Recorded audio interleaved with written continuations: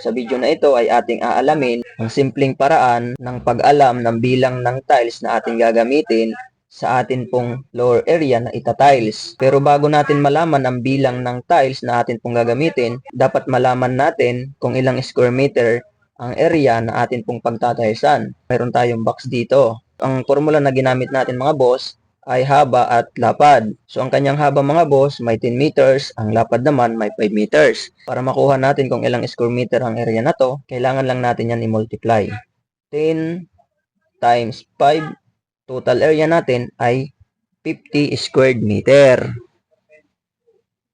Yan. At dahil alam na nga natin kung ilang square meter ang area na atin pong pagtatilesen, sunod natin bilangin kung ilang piraso ng tiles ang magagamit natin. Halimbawa ng tiles na gagamitin natin, 60 cm by 60 cm. So, kailangan lang natin yan i-convert into meters.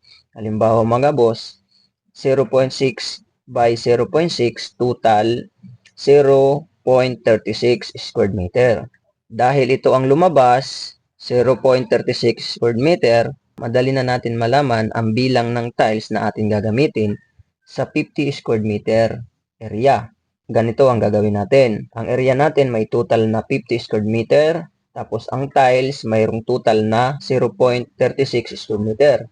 Ang gagawin natin, ang area 50 square meter, ang tiles 0.36 square meter, i-divide lang natin yan mga boss. Kaya ang total na tiles 138.89 pieces.